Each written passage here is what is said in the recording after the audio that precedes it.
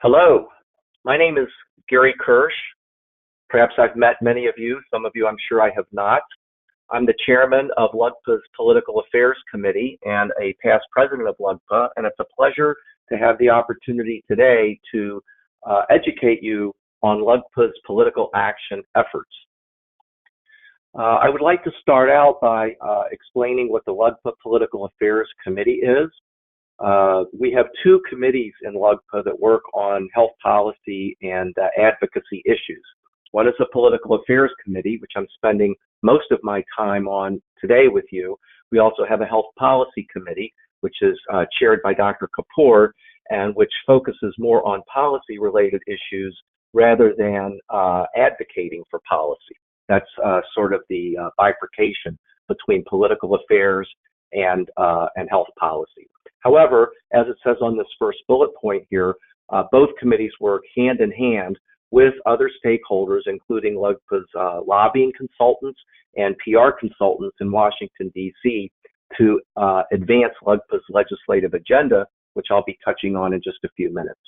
As I said before, you'll see here in the second bullet point, the Political Affairs Committee focuses on political action and advocacy as opposed to the deep detail of policy. The Political Affairs Committee is composed of myself, who is the chair, Dr. Cohen, who is in Charlotte, in that area, Dr. Michael Coran in Boston, Dr. Scott Sellinger in Florida, and Dr. Chris Stewart in Arizona. We also have a new member, which didn't quite make it to this slide, which is Dr. John Adams in Tennessee. We'll get him added to the slide very quickly. Now, what does the LUGPA Political Affairs Committee do? I've kind of touched on this, but this is a little bit more detail.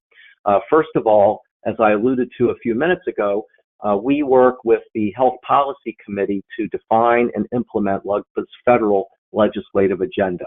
We don't do a lot at the state level. That's why it specifically says federal here. And in order to do that, we organize many fly-ins. These are events where members, LUGPA members such as you, can join us in Washington, D.C. and advocate directly with your and other members of Congress for our legislative priorities. And we typically do 5 or 6 of these events a year. And these events are important along with our fundraisers, which we'll talk about in detail, in promoting what we call champions in the Congress. These are members of Congress who are going to understand our issues, align with our issues, and help us succeed with respect to our legislative priorities. So let's take a quick look at LUGPA's legislative agenda. And this is the 2018 LUGPA legislative agenda. It's still somewhat in development, but the backbone of it will remain the same. And we really have several priorities this year. And as I go through them, I will make some comments historically about what we've been able to accomplish in the past. Sometimes we don't like to beat our chests publicly too much about our accomplishments. We don't want to imply that our accomplishments are in any way directly related to our advocacy activities, but we know that our advocacy activities are an important ingredient to achieving our legislative goals in Washington. So here's our agenda. First of all, we want to promote stark reform to allow independent practices to thrive under MACRA while still maintaining the in-office ancillary services objection. So what does this mean? Well, everybody's familiar with the new reimbursement system, MACRA, which has the MIPS and APM arms. We're not going to get into that detail today. I think most of you are familiar with the in-office ancillary services exception, which is what allows us, depending upon state law, to implement certain ancillary services into our practices. And I think most of you should be aware that these have been severely under threat and are under much less threat today. And in fact, this was one of the reasons LUGPA formed in 2008. We were under tremendous threat in terms of from our competitors, other specialties, to not have access to these services that allow us to create integrated urology groups. And one of the main things LUGPA has been able to do through its advocacy activities is really stabilize that environment so that we're under much less threat today. I think our leadership nationally understands that allowing independent groups, such as urology groups, that have integrated services, that this is a one-stop shop center of excellence for the public, and that we provide services less expensively than hospitals. And so we've been able to successfully transmit that message and protect the in-office ancillary services exemption. Most of you have heard of the term STARK. STARK is the law that is very complex and long-standing in the law, which governs our ability to protect in-office ancillary services. And our main agenda now is to continue to reform STARK law, and we actually have a bill pending in Congress which will promote our ability to take advantage of the in-office ancillary services exception in the new world of MACRA and alternative payment models. So this is a top priority to allow us to change law, STARK law, so that we can remain as flexible as we need to be to succeed under MACRA. And the detail of that beyond that would be a whole seminar in of itself. The second bullet, also quite important, is the concept of site of service reimbursement neutrality. Many of you may be aware that in the past, and even now to a lesser extent, physicians who are employed by hospitals are paid more for the same E&M code type service as an independent physician. We and some of our legislative partners in Washington were successful a year or so ago in having included in a bill that did pass the fact that if a physician practice, which is owned by a hospital, is not on or very near the hospital's campus, they may no longer receive this extra payment. And this has been a top priority. The hospitals fought it, but eventually had to accept it. And this is, we think, important in helping curb the appetite of hospitals for physician acquisition. The third bullet relates to radiation therapy.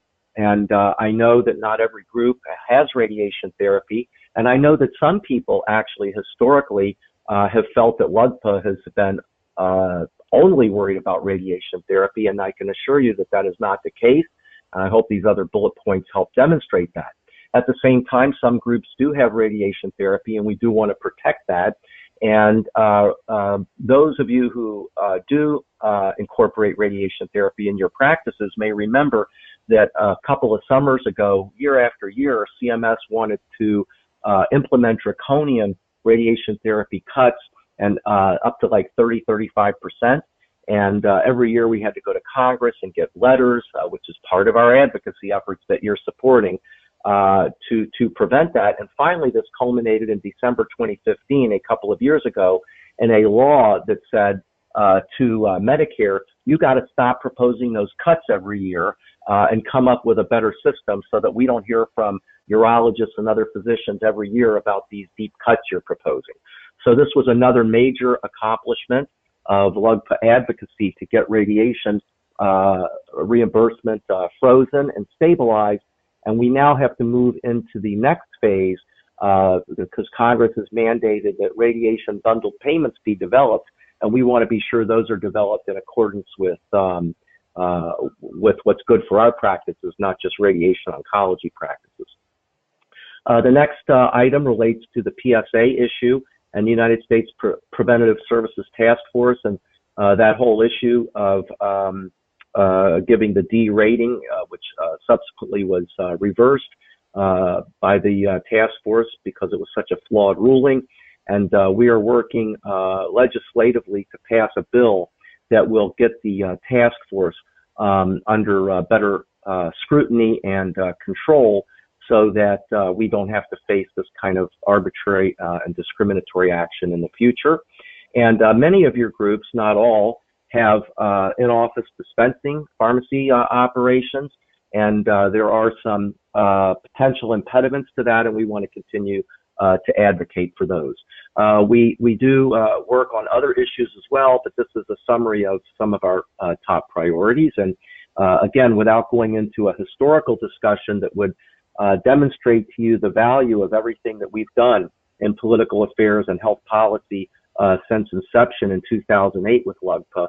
I can assure you that 8 or 9 years later, if it had not been for LUGPA's involvement in Washington, D.C., probably the people I'm speaking to today would not still be practicing in an independent group. LUGPA is certainly the leader in urologic advocacy in Washington, D.C., especially for independent practices, but really for urology in general, in terms of resources and time spent, even over any other urologic organization that you may wish to mention. So moving on, let's talk about these mini fly-ins that we have. It's impactful when members of Congress experience DC visits directly from urologists, particularly if they're from the same state or even congressional district, rather than just seeing lobbyists floating through all the time. So we really do like to get the doctors in to DC. We usually do this in conjunction with fundraisers that we'll talk about in a minute. And most of the docs who have done this have seen how our advocacy efforts work firsthand, and then come back and really can explain that better to their groups. It has great value. So if you're interested, if your group is supporting a LUGPA fundraiser, as we'll talk about shortly, and you're interested in attending and coming in and seeing how the process works firsthand, we'll make the whole experience seamless for you. Each year we have a number of new docs who come in and do experience that. In 2017, we had Dr. John Adams from the Conrad Pearson Clinic in Tennessee and Dr.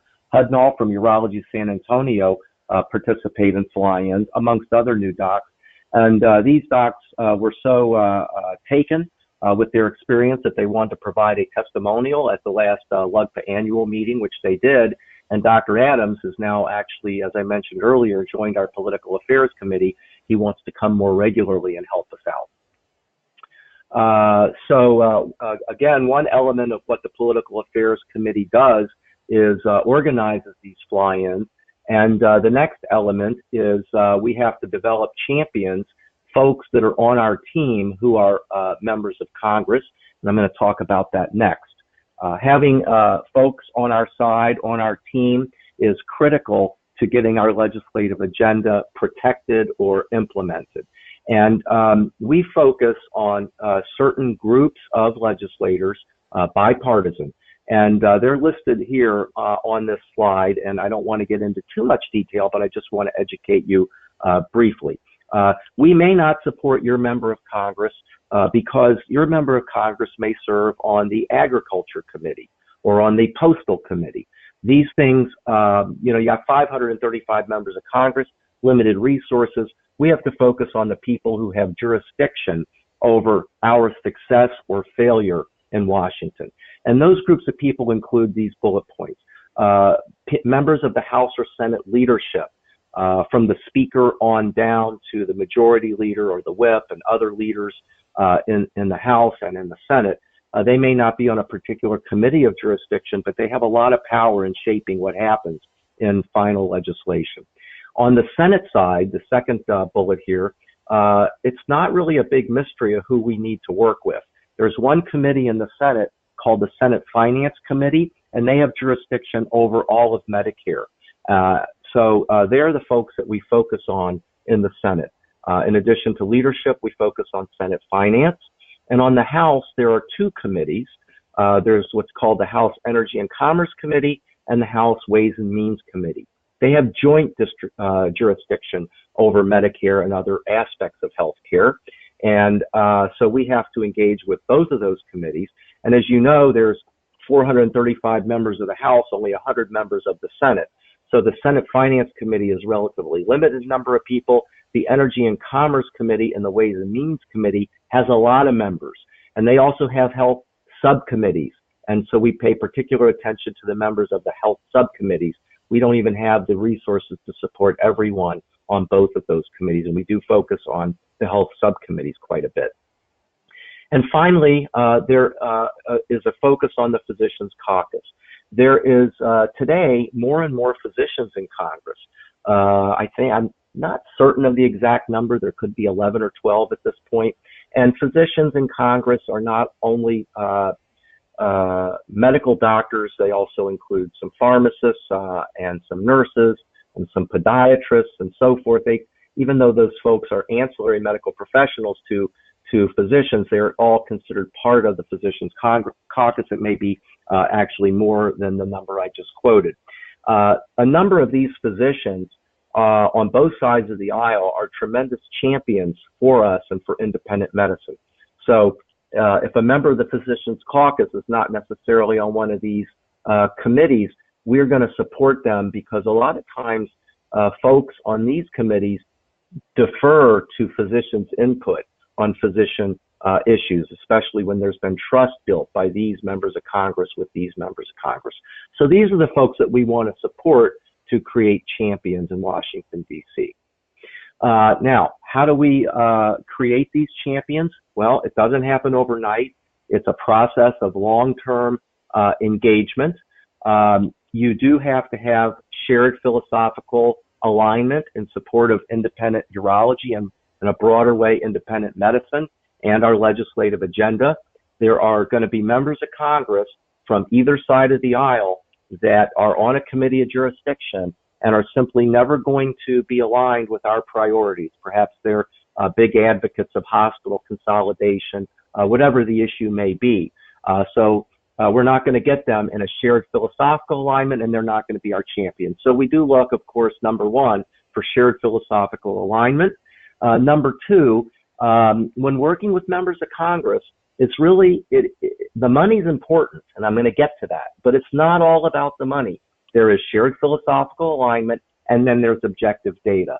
It doesn't matter if we believe that our position on an issue is best, even if there's philosophical alignment, if we don't have data that supports our position, if we don't have data that we ought to keep the in-office ancillary services exception open because it leads to better access and lower costs for beneficiaries, then we don't get anywhere, because we have to have data that shows that we're not trying to pull a fast one, that we're doing what's in the public interest. And then finally, you can't get around it. Supporting these folks financially through their campaigns is very important because this is how this is their job to be a member of Congress, a senator or a congressman. They have to raise large sums of money in order to get reelected. And when we support them, it's certainly not a quid pro quo. We need philosophical alignment. We need data that supports our position. But what the fundraisers do is they allow us to demonstrate to them that we're on the same team. We want to support them, and we want to support them, and we want them to support us. So what is a LUGPA fundraiser? It's an intimate meeting between a small group of LUGPA members, such as leadership of LUGPA, or you, if you come to a fly-in, and we will sit with a member of Congress, and it won't just be a brief 5-minute meeting in an office. It usually is a longer meeting over breakfast, lunch, or dinner, an hour, or sometimes they extend longer when there's a good dynamic going on between all involved. And we really get into the detail of what's important and what's happening on the ground in medicine all over the country, and why independent medicine and urology is so important to this country. Now, these types of meetings are not inexpensive. They cost between $15,000 and $30,000 to have, for example, to have a 2-hour dinner with an important senator on the Senate Finance Committee. You're going to be expected to support their campaign to this type of a figure. And the way we fund this is we aggregate funds from LUGPA urologists all over the country in order to create a slate of the folks that we want to support in any given year. And as we said earlier, we support key members of leadership, committees of jurisdiction, and the Physicians Caucus. And as I'll show you data later, this is bipartisan.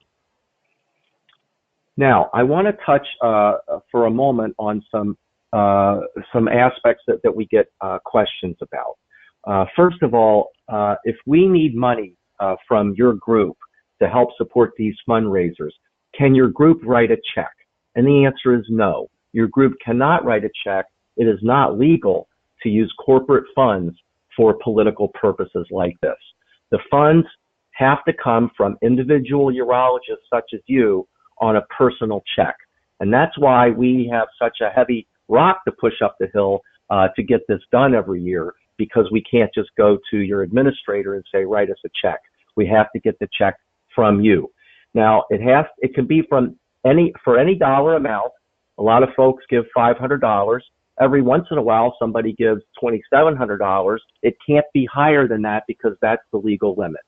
And even though it is difficult to get the troops out there in your group and other groups to write personal checks rather than corporate donations, and it's a pain, it's still your duty to do it. We cannot protect your businesses and your livelihood without your help. And we're getting more and more successful with this, but we still have a ways to go to get everybody's help. Now, I want to also touch on the notion of a PAC, because we get this question a lot. And that is, does LUGPA have a PAC? And the answer is we do not. And does urology have a PAC? And the answer is urology does have a PAC, and you've probably heard of it. It's called EuroPAC. Now, I want to explain this because we get this question a lot. What is the difference between me writing a check to Congressman X for $500 and me giving a donation to EuroPAC or any other PAC? Well, there is a big difference. LUGPA does not want a PAC. If we wanted a PAC, we could probably have our own PAC. The reason we don't want a PAC is that PACs are limited in the amount of money that they can give to a legislator. And it's listed here on this bullet, but basically you can give only $5,000 to $10,000 to a member of Congress over an election cycle. An election cycle for a member of the House is 2 years. An election cycle for a member of the Senate is 6 years, because senators are elected for 6 years. So when I said earlier that we might have to contribute $30,000 to the reelection fund of an influential senator on Senate finance in order to have a dinner session with a small group and really get our message through, we can't accomplish that with a PAC, because we can only give them $5,000 and then sort of later another $5,000, and it's not enough money to create the environment that we need to sit down with them. So we really don't want a PAC. We're much more successful when we get buy-in from our individual docs to write a check, so that we can aggregate them from lots of different geographies and sit down with Senator X or Y and explain to them why they should support independent urology. And I think I've gotten the next two bullet concepts across in that discussion. PACs are designed to give smaller amounts to a broad array of members, whereas LUGPA wants to do the opposite. We want to give larger amounts to a smaller number of members of Congress who are aligned with our goals and are on committees of jurisdiction. So I hope that answers some questions that you may have had. And finally, I want to emphasize the concepts on this slide very, very deeply. In order for our system to work, we need buy-in from doctors all over the United States: California, Arizona, Kansas, Georgia, Michigan, New Jersey, Florida, doesn't matter where. We need to take that money when you write a check, and we'll tell you who to write the check to. The check doesn't go to LUGPA. The check goes to the member of Congress that we're trying to support. So what we'll do is we'll say, okay, we want to support a member of Congress from Michigan. We'll get the groups in Michigan to contribute some money, maybe the whole thing, but maybe not the whole thing. Maybe we'll need to pull in money from Arizona to Michigan. Maybe we'll need to pull in money from Florida to Michigan. It's not about your congressman or your senator, and it's not about geography. It's about who does LUGPA need to support, and how can we get the checks together that add up enough to allocate to that particular member of Congress. And so it's not about geography. And I would further say, and this takes a while for people to really comprehend and swallow. But this is also not about what you personally think politically, or which party you like, or which member of Congress you like. If we say support Congressman X, and you go online and look at Congressman X and see that Congressman X has an opinion contrary to yours on some social issue, for example, you may feel uncomfortable writing that check because this person does or does not support a social issue that you feel passionately about. We need to start to train our doctors to divorce that kind of thinking. If you want to vote for who you want when you're in the voting booth, of course, do what you want. If you want to write other contributions to the party that you love or the challenger or the member of Congress that you love, no problem. We need this money to support the interest of independent urology and keep your business alive. And so it's inevitable when we're being bipartisan and when we're going all around the country to collect this money, that some people are going to be asked to write a check that they otherwise might not ever write a check to that member of Congress. We need you to do it anyway. This is not about your personal political opinion. It's not about your spouse's political views. We hear this sometimes. You know, I was going to write the check, but my wife doesn't believe in what that member of Congress believes in. It's not about that. This is about saving your business. That's why LUGPA's here, to save your business and keep you independent. We cannot do it without your resources and without your help. Okay, so I want to now review some people that we've honored for their great advocacy work, and then go over some results of our work, and then we'll be finished. In 2016, so now a little bit over a year or so ago, we had 3 winners of the Physician Advocate of the Year. We had Mark DeGunther from Alabama, Craig Barkley from West Florida, and Richard Harris from Europartners. And this was based upon their level of engagement and, frankly, the amount of funds that their groups contributed to LUGPA's political action efforts. Now, in 2017, we just gave these awards out at the LUGPA Annual Meeting in November of 17. We had a little bit of a different philosophy in who we were going to honor, because we recognized that a large group of 30 or 40 urologists can contribute more money than a group of 6 or 7 urologists. But maybe on a per capita basis, the group of 6 or 7 urologists was more committed than the group of 30 or 40 urologists on a per person basis. And we actually found that to be in many cases true. So we had several winners last year. And the reason they were all tied is these groups all donated $1,000 per physician to LUGPA Political Action. And so in 2017, we had John Adams from Conrad Pearson in Tennessee. We had Urological Associates of Western Colorado, not a huge LUGPA group, donated $1,000 per doctor. Thank you, Carla, for organizing that. We had Tim Langford at Arkansas Urology, pretty big group, and $1,000 per doctor donated. That was fabulous, thanks to Tim Langford. And then finally, Brian Melhoff in Oregon, medium-sized group, $1,000 per doctor from the West Coast in Oregon. Thank you, Brian Melhoff. And, you know, if you think about it, physicians, we're fortunate. We're not rich, but we make a good living. And to give $1,000 a year to LUGPA for political action, the investment is so multiplied by the protection of your specialty and your practice that it's really a small amount. And we want docs to start thinking this is just part of your annual giving, $1,000 a year per doc to LUGPA Political Action. So how did we do in 17? In 2017, through the activities that I've just described in these earlier slides, we collected and distributed $479,000 to members of Congress. I'll have more to say about what that really means in a couple of minutes. 92% of the pledge total was collected. We need 100% of the pledge total collected. If your group made a pledge, your group has to fulfill the pledge, because if it doesn't fulfill the pledge, it still has to be made up. And a lot of times, frankly, it comes right out of my pocket or the pocket of other LUGPA leaders. So we need 100% of the pledge total brought in. We had 50% of groups contributing in 2017, up from 34% in 2016. So we're now half and half. Half the groups are carrying the water for the other half, but we believe in 2018 the participation number is growing every year, and so we need you to continue to participate if you have in the past. We need you to step up if you haven't in the past.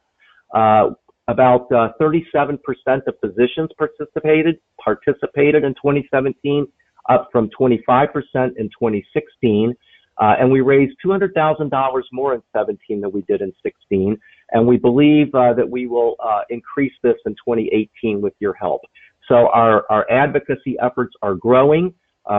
It's just not good enough that only 37% of docs are participating, even though it's better than 25 before. We need to get this up to 50, 75% of doctors contributing in LUGPA. And last year we had 25 of these unique fundraiser events, meaning we had in-depth meetings. This money here, that I hope you can see with my pointer, was allocated to these 25 unique members of Congress for events that averaged about $19,000 per event.